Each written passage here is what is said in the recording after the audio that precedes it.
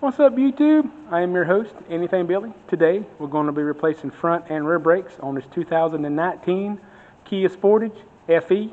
And if you do enjoy my content, please hit that like button and subscribe button down at the bottom of the page. So let's get started.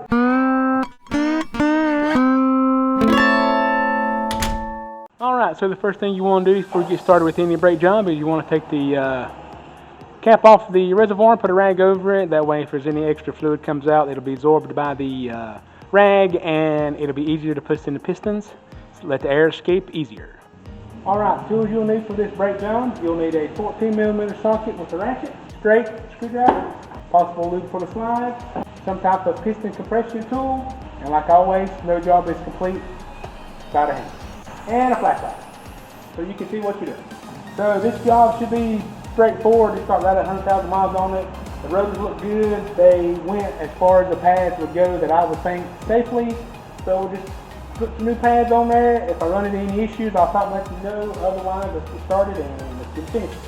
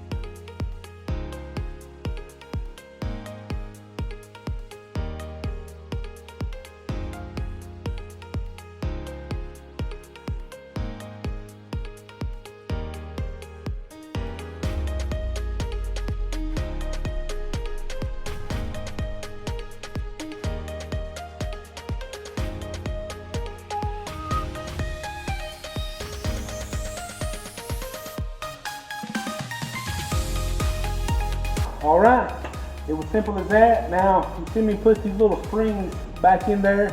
I don't know if I've mentioned it before, but make sure if you take it off, either put it back on or replace it. Those are there for a reason. I know there's always an exception to the rule. I've done a bunch of these brake jobs, and sometimes you've got to compromise, sometimes you've got to tweak them here and there, but 95% of the time, if you take it off, put it back or replace it. So this is the driver's side. Let's head over to the passenger side. Alright, we made it over here to the passenger side. Just do the same thing you did on the other side.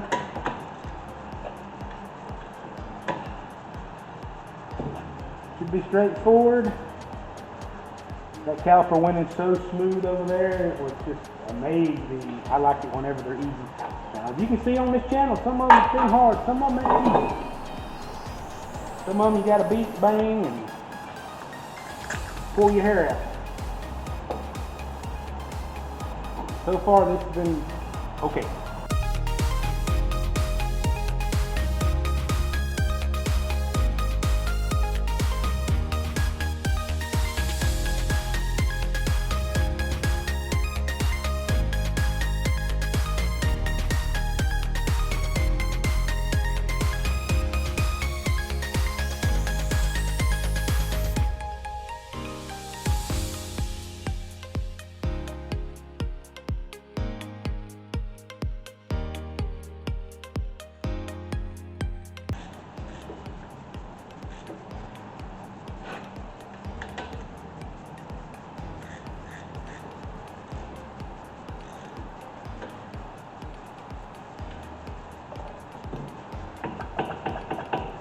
Alright, there is the front passenger side, so the front is complete. Now let's move on to the back. Alright, we've made it back here to the passenger side rear. Just like the front, it's a 14mm as well.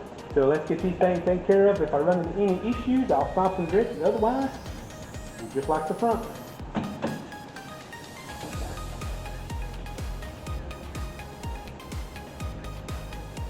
And yep, already the this here is in the way to put that in there.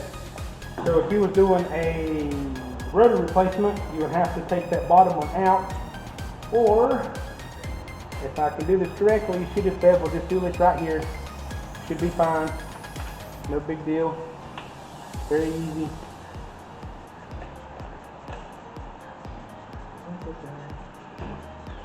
One less bolt you gotta take out and maybe leave loose, so we'll just leave it alone.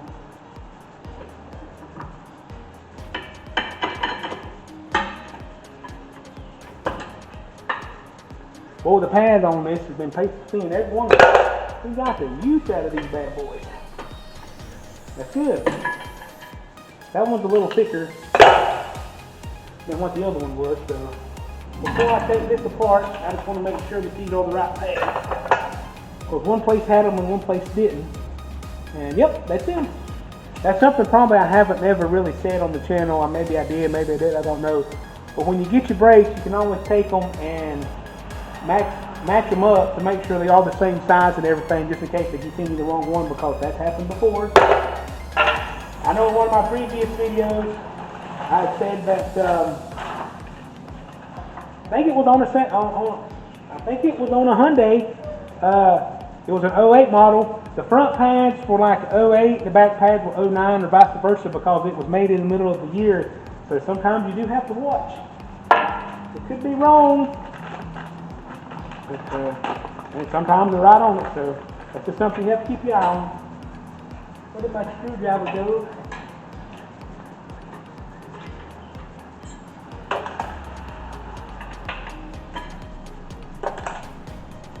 Did I mess with this? Like I said prior, if you don't have to take these out, I wouldn't. That way you don't get them contaminated. So if they move pretty easy, I would leave them alone.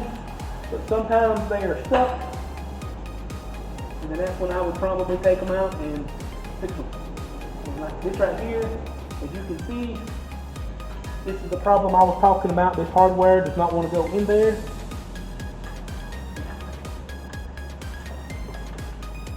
A little bit off. I can't stand stuff like this. I don't know if I need to bend it or cut it or what, but I just don't like it. That's the bad part about some of this new hardware.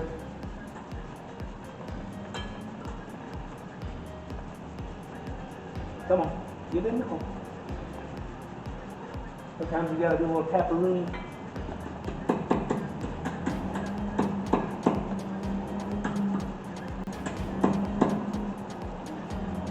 It's just because it's not wide enough. This needs to be bending. They've already bended a little bit.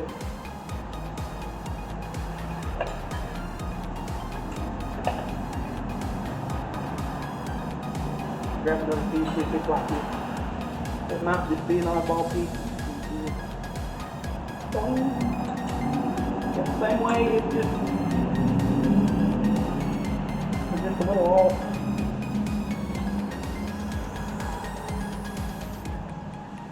Sometimes you can get the pads on there, sometimes you can't.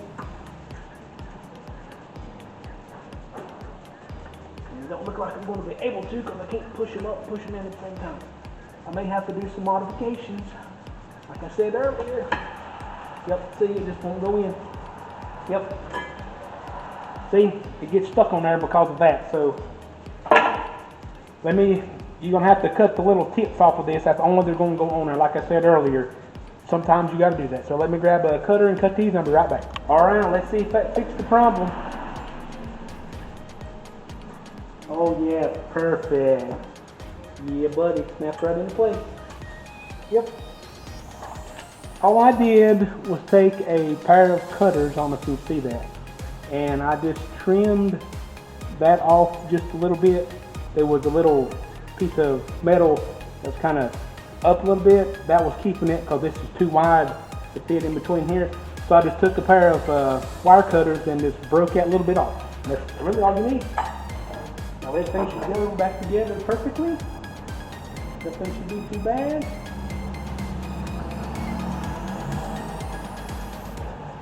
Still gonna be a pain, because you got a little bit of room here. Come on now. Come on.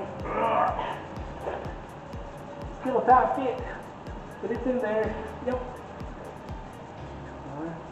The back side's gonna be the hardest because you can't see. So at least it's straight instead of got that piece right there. There we go. It's in there, pretty good. Now these that come with these springs, let's see if I can find them. It wasn't in the hardware, so yeah. So these springs right here wasn't in there. So like I told you on the other front one, you take it off, put it back. If you don't replace it with new ones, make sure you put it back in there. So that'll help the brakes stay off the rotors since they're so tight. And you see, you put that in that hole, it's very hard for a person who can't hold the TV. Yep. Yep. Now we can. Oops, we got to push that in.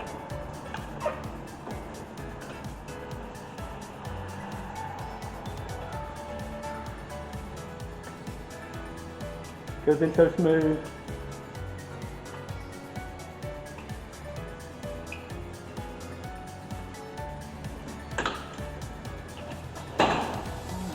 Right back in there like that.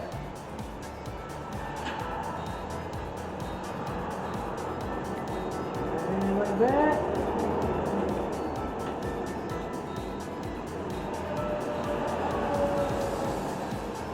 Alright. There's the passenger side rear done. Moving on over to the driver's side rear. Alright, we are over here onto the, oh my god, somebody has put slime. See, this is why you don't put anything on these lug nuts. Look, they put some kind of slime all over this thing, man. That is not good. That is terrible to put that crap on there. Anyway, over here on the passenger side, or over here on the driver's side rear, don't know how long that light will stay there because they ain't really nothing metal to flip it to. So if anything goes wrong, I'll let you know. I've already cut the hardware for this side, so it should just be take off, take on.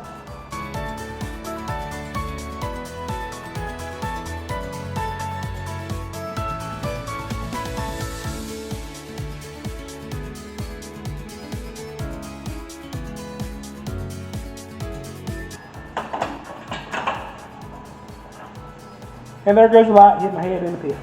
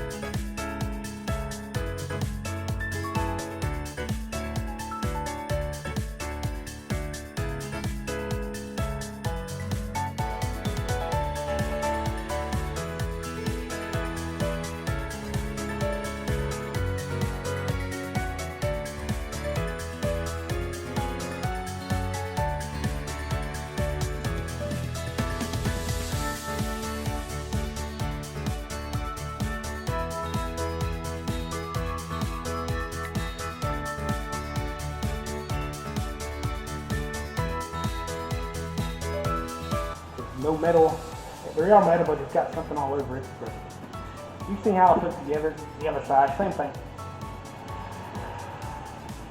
Alright, there we go. Only thing left to do is put the wheels and tires on it, put the brake reservoir cap back on there, make sure the brake fluid is full, and take it for a test drive.